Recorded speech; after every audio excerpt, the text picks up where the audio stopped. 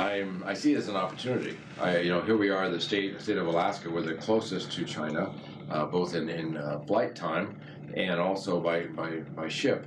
And so we have a resource state. And so we see this as an opportunity to sort of showcase Alaska. Are you worried by the next possible round that President Trump may announce? I mean, for example, China gets your seafood. They're the #1 purchaser of seafood. Suppose, for example, seafood fell under that category.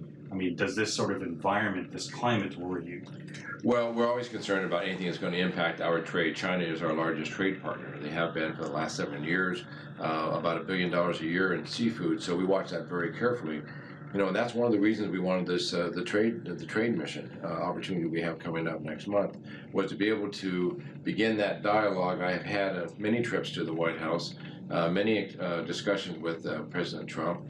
I was part of the signing at the Great Hall on November 9th in Beijing of the Joint Development Agreement. So I have that relationship with an opportunity with the White House that I will certainly, following this trade mission, I will certainly express the successes I anticipate will take place. Have you been able to talk to President Trump directly since the trade war has started? I have not. Do you think this approach, though, is headed in the right direction, or would you prefer a different route? Well, I always prefer, people talking and working things out. I think there's a mutual respect between the two presidents. I don't think there's any question about that. I've traveled and been on the same stage with them, or at the signing when President Xi, Madam Peng were in Anchorage, Alaska, about a year ago. We had a tremendous visit with them. Since then, my wife, the First Lady of Alaska, traveled to China, and at the suggestion of Madam Peng. And so I think we have the relationship. We just need to make sure we blend the resources and the opportunities with the relationships. So far, the tariffs, the trade war, has it impacted your industries here in Alaska? We haven't seen that impact yet. We have seen a tremendous increase in tourism from China as a result of President Xi and Madam Peng being in Alaska. While he was here, in a media presentation he and I were on together, he referred to Alaska as the Shangri-La of China. And so that has really sparked an interest for travel to Alaska. Tell us about the trade mission coming up. What I want to do is make sure that those that are involved in Alaska in the business of tourism, of fisheries, of mineral exploration, mining, timber, they have an opportunity to, in education, have an opportunity to take our opportunity to China. I want them to experience what I have experienced in China, the gracious hosting I've received, the good meetings I've had. It's a fascinating country.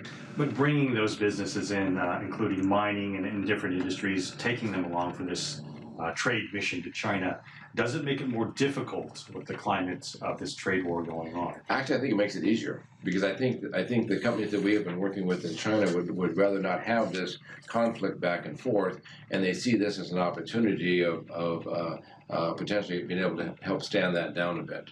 So an opportunity to actually smoothen things out. It absolutely is. And if it's about more trade to China, we're all about that, because here we are, the closest neighbor, U.S. neighbor, is Alaska, and so we have a lot of wares to trade. One of the biggest projects you've been involved with since your time in office has been the liquefied natural gas, or LNG, pipeline.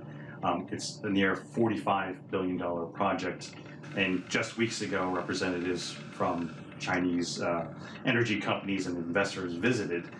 Is this trade war affecting the ability for that project to move forward and gain Chinese support? It hasn't. I mean, there is a tariff on pipe, but we're right now in the middle of all the paperwork of putting the permitting together and whatnot. So we're not in the ordering pipe mode at this point. So that really hasn't impacted the project, and it really wouldn't. That the project is large enough that those kind of numbers wouldn't. We'll see what we can do to offset that or to address that, but now is really not the time necessarily to do that. So, but it does raise the cost of Chinese steel. Potentially. And why do you want China to be a part of this and play a big role in it? They're a big market. It's a big project. It's a big opportunity.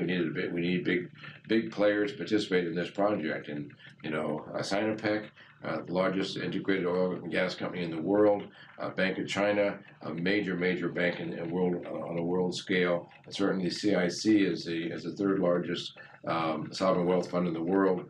Those are the size of players that need to be involved. Do you think Alaska has a role to play in diffusing the current tension between the U.S. and China, whether that be via economic or cultural exchanges? I think we're perfectly positioned to do that.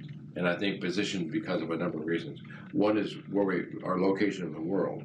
You know, from here in Anchorage to Beijing is about a seven to 7.5 hour flight on a direct flight, which we really are working to. So it's our location, and it's really our relationship with China is important as well. So I think we are positioned well to tell the story of rather than having a trade war, let's have a trade cooperation.